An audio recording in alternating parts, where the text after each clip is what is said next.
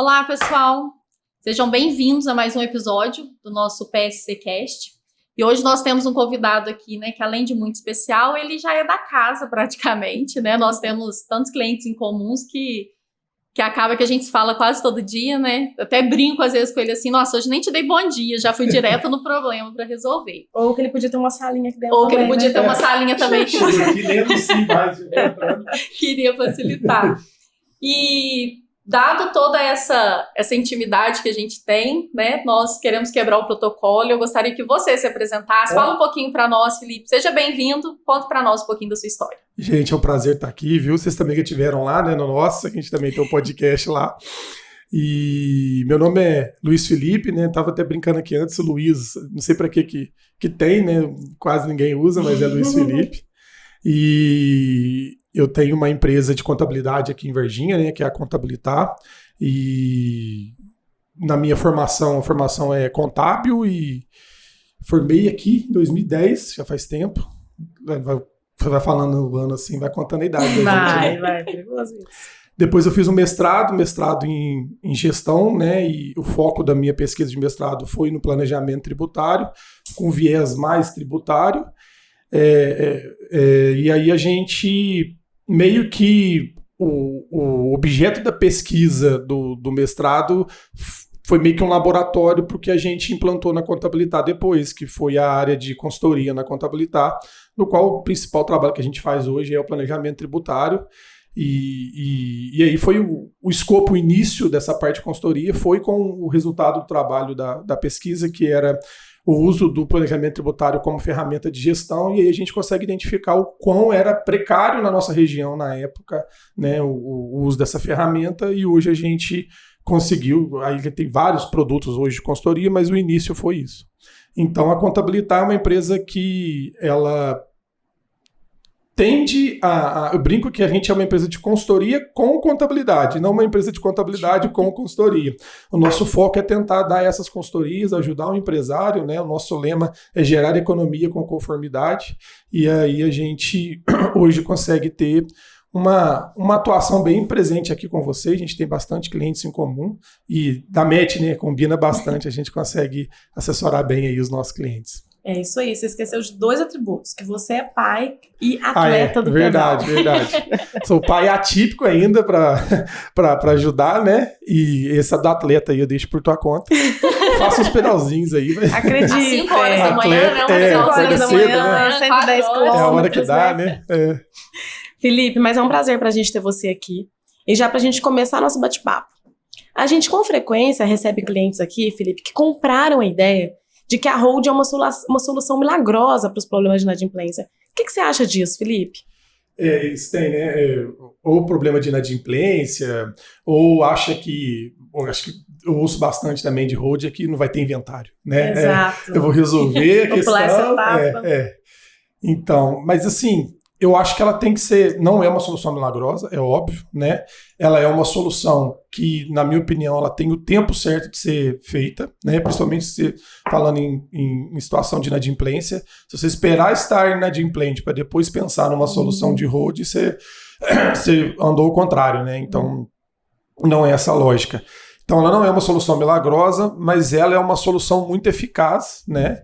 Mas, repito, desde que utilizado de forma adequada, né? Eu acho que no tempo adequado, na forma adequada, no planejamento adequado, ela é uma solução, não chega a ser milagrosa, mas é uma ótima solução. Agora, se a gente errar nesses times, né, tanto no tempo, quanto no projeto, quanto no modelo, né, aí eu acho que ela deixa de ser uma solução eficaz. O pessoal usa muito o termo de blindagem patrimonial eu não gosto desse termo. E não existe essa blindagem. E é complicado, porque às vezes as pessoas vendem isso lá fora. Holding é um nome tão bonito, tão diferente, aí vende isso lá fora. Vamos fazer uma holding, uma blindagem. E, no fim, a holding, ela nada mais é do que uma pessoa jurídica E o que vai diferenciar a holding de uma pessoa jurídica vai ser o objeto, né? Qual que é a forma, o que vai acontecer. Não existe, né, lá no cartão do CNPJ tem o código de natureza jurídica. Não existe holding lá, né? Não é um tipo de empresa. O Código Civil não tem um tipo de empresa holding. Ela é um propósito, né? Eu uso uma empresa para servir de holding, né? Então não tem uma atividade, um objeto específico. Tanto é que a gente faz, por exemplo, né, para agropecuária para rural com atividade agropecuária, para societária, para função de administração de bens, para patrimonial, por exemplo. Então, não existe um tipo específico, mas eu também sou contra essa palavra blindagem, né? Eu acho que ela é uma proteção a mais, é uma camada a mais de proteção, mas ela não chega a ser uma blindagem. E feita no momento certo também. E da forma certa, porque o que eu mais vejo em projetos que a gente pega de hold que já foram feitos e não deram certo, é misturar patrimônio com risco. Você faz uma única holding para ser dona da sua empresa e para ser dono do seu patrimônio.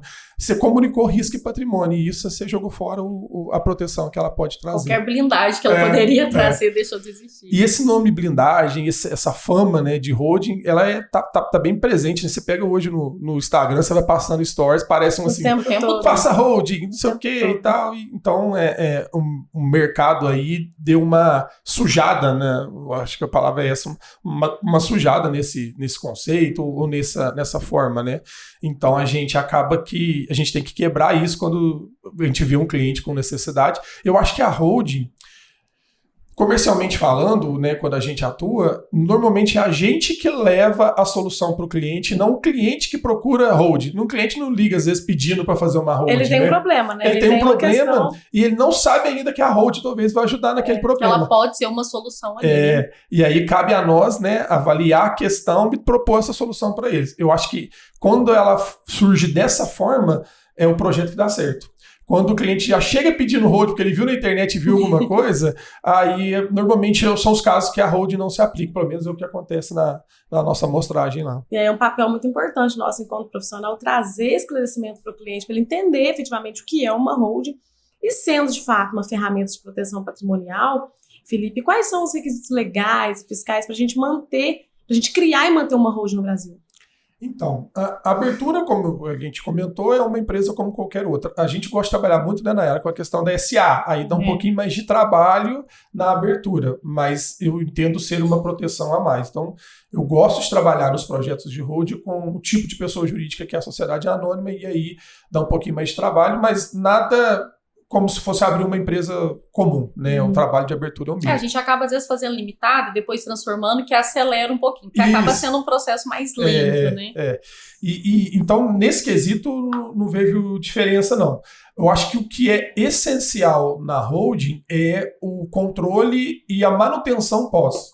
Por quê? Porque se o papel é separar, né, eu acho que o principal objetivo é separar o patrimônio de risco, se depois que eu planejei, abri, fiz a separação, eu no dia a dia não separei, eu fiz o que a gente chama de confusão patrimonial, na prática, né? Aí você jogou fora o planejamento. Então, uma boa contabilidade, quando eu digo contabilidade, é balanço bem feito, DRE bem feito, não mistura, não confusão patrimonial, não pagou, sei lá, eu brinco que é pagar a escola das crianças na conta da empresa, né? Você não fez esse tipo de confusão, você não misturou o patrimônio da pessoa com o patrimônio da empresa, você não misturou a conta bancária de um com o outro, e aí a contabilidade é um instrumento que vai demonstrar isso para a população, para a sociedade, né, para o mundo de uma maneira geral. Então, fazer a holding, deixar ela aberta, deixar parada e não contabilizar os extratos, não lançar as receitas, não apurar o patrimônio, não depreciar, é fazer para nada. Então, a manutenção pós, né, e aí a gente recebe muito isso de cliente. O cliente abriu a holding, fez o projeto, aí daqui 6 meses ele está comprando um patrimônio. Aí ele tem que me ligar, ou ele liga, compro como? Como que eu vou fazer? O dinheiro está na minha pessoa física, eu mando para a hold primeiro, ou eu compro, pago na pessoa física e mando para a hold, as dúvidas que a gente sempre tem. E aí essa orientação pós e esse acompanhamento pós, eu acho que é tão qual essencial quanto o planejamento da montagem. Porque você planejou uma coisa, você tem que seguir o planejamento. E mais, né? Quando o patrimônio de todo mundo, a vida de todo mundo não é estática, é dinâmica. Então, quando eu planejei, a situação era X. É o cenário, né? Pode mudar. Passou 6 meses, meu propósito pode ter mudado. Então, essa manutenção e mudança, talvez, em curso desse planejamento também é essencial. Você estava falando, eu estava até lembrando de um cliente que nós temos aqui recente, né? A holding, ela foi criada até corretamente, porque ela foi criada com o objetivo, né, de proteção, de ter o patrimônio todo concentrado numa pessoa jurídica e também de substituição do inventário, porque já foi feita a divisão das cotas. Perfeito. Então ali estava tudo certo. Mas não teve o pós, não teve a manutenção. E aí agora, anos depois, aí, acho que 20 anos depois, coisa de 2000, tá tudo errado. Os valores hoje não estão condizentes com os valores de mercado. Perfeito. E aí as partes estão tendo dificuldades porque eu quero extinguir essa empresa. Como que eu vou fazer? E o que acontece com o imposto, né? Tem que fazer uma re-ratificação do contrato que foi feito lá na Constituição. Lá de 2000, para vir assim, corrigindo gradativamente para que eles consigam hoje, de fato, né, não morrer assim, num tributo muito alto, pagar valores altos aí de imposto para conseguir finalizar. E nesse a ideia caso foi boa, mas a execução não foi. Exatamente, faltou esse acompanhamento, faltou essa manutenção ativa. Isso. Né? Todo o início foi correto. Ele foi correto para transferir o patrimônio, foi correto para deixar tudo centralizado numa pessoa jurídica só, foi correto para substituir o inventário, porque o pai passou para os filhos e saiu da empresa, então efetivamente não precisou ter inventário, porque já estava tudo na pessoa jurídica. Mas agora eles estão presos na pessoa jurídica porque não teve o pós, não teve um acompanhamento, né? Então... E teve uma desconexão da contabilidade com o projeto. A impressão que eu tive é que o contador não sabia por que foi montada a holding, né? Ele só recebeu aquilo pronto. Ele só como se fosse uma pessoa jurídica comum. Isso aí. Exato. E aí faltou um pouco dessa desconexão. E aí... pensou-se em criar tributos em operações que não fazia sentido ter aquele tributo... Mas, assim, não foi nem, na minha opinião, não foi nem culpa do contador, não estava desconexo. Ele não estava dentro do planejamento. Não foi ele que criou, não foi ele que acompanhou, pegou assim, já chegou bem depois e só continuou como uma pessoa jurídica comum. Normal, né? E não era o objetivo dela. E talvez, eu não sei o contexto da época, mas talvez se ele participasse do planejamento, talvez poderia ter... a gente não está vivendo esses problemas hoje, porque ele estava dentro do contexto e estava sendo tudo resolvido. Teria acompanhado. Mas isso é muito comum, né? Acontece, né? Nessa parte de proteção de ativos, né? Quais os cuidados que devem ser tomados, de fato? Eu acho que a gente primeiro precisa entender, eu falo que tem diversos ativos, né? Uma pessoa tem diversos ativos. E a gente tem que segregar e separar os ativos. Vou dar exemplo. Já me procurou cliente com 10 carros esportivos. E ele tinha também dinheiro na XP. E ele tinha também patrimônio. Eu vou misturar o carro esportivo que ele usa para ir lá dar uma volta em Interlagos, que tem um certo risco, com o patrimônio, com o dinheiro na XP. Então, esse é um exemplo que eu sempre uso. Então, você tem bens patrimoniais, eu chamo de bens patrimoniais, para uso, por exemplo, ou para investimento, e bens patrimoniais para negócio, né? Você pode ter uma transportadora que ela tem os caminhões, né? Os caminhões é um patrimônio que precisa ser protegido? Mas é um patrimônio que gera risco? Ele gera um certo risco. O motorista lá na rua pode atropelar alguém, pode ter um acidente, pode ter alguma coisa assim. Eu vou colocar isso junto com o dinheiro? Talvez não. Então, às vezes, eu gosto sempre de separar holding patrimonial e holding societária. Porque a holding societária vai ser a proprietária das empresas aonde vai ter o risco. Beleza. A atividade vai estar ali. O risco ficou ali. Só que a holding patrimonial, eu também gosto de separar os tipos de patrimônio. Então, você tem patrimônio com certo risco e patrimônio sem risco. Acontece muito também de investidores fazer empreendimentos imobiliários, como incorporações, loteamentos e tal. É um patrimônio ou é um negócio?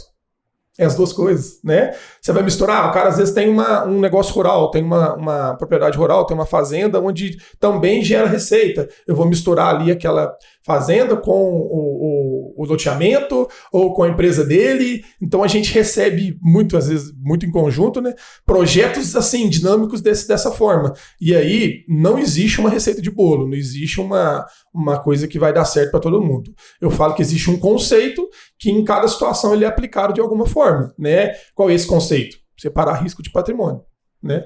Um conceito também, eu também quero para resolver sucessão. Aí a gente tem que fazer junto, né? Eu não consigo fazer a questão de sucessão nem nada, porque a gente não entende da área jurídica. Então, e a mesma questão da proteção também tem que ser, a área jurídica tem que olhar muito bem, porque às vezes uma cláusula errada num contrato social, você derruba a proteção fora. Então eu falo que é um negócio bem em conjunto, que eu não gosto de fazer sozinho, né? Quando me procuro para fazer sozinho, eu sempre preciso de um advogado junto, porque, eu repito, eu gosto de um conceito, mas pôr no papel e pôr no planejamento esse conceito já não é muito a minha área às vezes, então a gente precisa fazer assim. Acho que é isso. É até bom desculpa, Nara, mas pro cliente entender que muitas vezes a solução realmente não tá numa atuação sozinho, né? Às vezes a gente precisa, as nossas atuações, elas se complementam muitas vezes. Então, às vezes ele pensa, nossa, o advogado vai resolver tudo para mim. Olha, a gente precisa trabalhar com um expert na contabilidade também para entregar o resultado que você precisa. E aí a gente faz de forma complementar. Isso é importante também. Eu acho que o empresário, o cliente, que normalmente é o que pede o maior objetivo da Hold, né? Normalmente é o empresário, ele fica com a solução mais completa quando a solução é em conjunto. Exato, a solução completa. É isso. Eu acho muito isso, porque o contador está no dia a dia da vida dele de risco. O contador está com a empresa dele, sabe o que ele vende, o que ele compra, qual risco ele tem, se ele tem risco tributário, se ele tem risco operacional, se ele tem risco financeiro, sabe dos contratos de empréstimo que ele tem, se aquilo tem aval, se não tem, etc. Né? E a parte jurídica vai entender quando aquele risco der ruim, e se der ruim, né, qual vai ser os mecanismos de proteção e de defesa que a gente vai ter para aquele risco. Então, tem que ser junto, não tem jeito, né? Eu ia falar exatamente isso, essa necessidade da sinergia do trabalho, né, do advogado e do contador. Acaba que, enquanto advogado, eu posso falar, o meu objetivo com a Hold é esse, né, você, cliente, precisa da Hold por isso aconteceu recente. Falei, olha, a gente consegue criar dessa forma. E aí o cliente falou, ótimo, vou conversar com o meu contador. Perguntei, seu contador já está habituado, sabe mexer com Hold? Não sabe, porque existe às vezes essa dificuldade da pessoa falar mesmo, senão não é meu campo, vamos consultar outra pessoa. Ele não necessariamente vai perder o cliente, mas ele precisa às vezes ter essa consultoria de uma pessoa com seja especialista de fato. E aí, quando chegou lá, o contador já respondeu, não, mas se a gente criar dessa forma, a sua desvantagem é essa, em parte de tributo, você vai sair do simples, por exemplo. Perfeito. E aí, a gente teve que colocar tudo no papel e o cliente entender, de fato, se valia a pena criar a Hold para ele naquele sentido, ou então ou manter o tributo ali, né? E aí, ele vai sopesar isso. E aí, às vezes, eu enfrento essa dificuldade com alguns contadores de conseguir dar o palpite da parte jurídica, porque eu entendo da parte jurídica, de fato eu não entendo da contabilidade. Mas como o contrato social acaba que muito contador faz, o contador às vezes tem essa dificuldade de aceitar. E aquele contrato social acaba sendo muito padrão, né? A gente precisa melhorar, precisa mudar, e às vezes eu sinto essa dificuldade. Você também sente isso com advogados ou não? Quando o advogado chega em você, já é porque já tinha uma orientação? Bastante. Já teve casos que, eu não vou dizer ensinar, mas já teve caso que eu tive que demonstrar o modelo e o conceito do que eu entendo por holding, para o advogado do cliente entender aquele conceito primeiro, para depois ele validar. Ou seja, eu tive que colocar na mesma página, vamos dizer assim, para entender, para poder rodar. Mas eu já tive muito, eu falo que a contabilidade, minha empresa de consultoria com contabilidade, justamente para separar isso. Eu já fiz muito projeto de holding, valuation, planejamento, do qual não sou contador. A gente faz, planeja, o contador participa do processo, depois a gente monta aquele planejamento, entrega e às vezes até apareço depois para dar uma conferida, o cliente pediu para dar uma realinhada e tal, mas a gente não faz a contabilidade. Isso é plenamente então, possível de acontecer, né? Eu acho que assim, cada empresário, cada contador, cada advogado, ele tem o projeto de vida dele. Exato. E o que ele quer fazer. Eu não quero atuar isso por causa disso. Eu tive um caso recente no contador que era extremamente nichado. O cara fazia só o setor X, sei lá, só fazia só farmácia, fazia só provedor de internet, por exemplo. E aí, esse tipo de coisa não era o core dele. Para ele gastaria muita energia para se especializar num trabalho desse, ele preferiu não fazer e a gente fez. Então, isso é bem comum. E tá tudo bem, né, Felipe? Eu penso que é até melhor pro empresário, pro cliente, ele ter essa segurança de, minha especialidade é essa, eu consigo te atender ou não, né? Porque é o futuro dele que tá realmente ali nas mãos do profissional. As nossas empresas, né, o Chalfun e a Contabilitar, a gente tem um corpo até de pessoas, de consultores que a gente já conseguiu formar. Então a gente às vezes consegue ter uma multidisciplinaridade que outros não têm, principalmente na área jurídica, né? O cara é especializado em vara de família, o cara é especializado em área tributária, o cara é especializado em empresarial. E se ele não tem um corpo onde ele conseguiu formar, ou ele não quis formar, que vai atender diversas situações, melhor ele atender o que ele faz da forma competente que ele faz, e entender que ele precisa de um parceiro ou de uma situação para fazer uma questão. E entregar o resultado, né? E quem vai ganhar é o cliente. Eu acho que esse é o fim, né? Tá ótimo. Muito obrigado, Felipe. Foi uma delícia aqui bater um papo, conversar um pouquinho mais. A gente quase não conversa a semana inteira. A gente quase não se vê, né? Volte sempre. Mas é que a viu? gente conversa e o público não vê, né? A gente divulga Exatamente. um pouco. Obrigada, Felipe. Foi ótimo estar com você, E, viu? gente, eu que agradeço a disposição. Tchau, pessoal. Não Até esqueçam logo. de curtir e compartilhar o nosso episódio.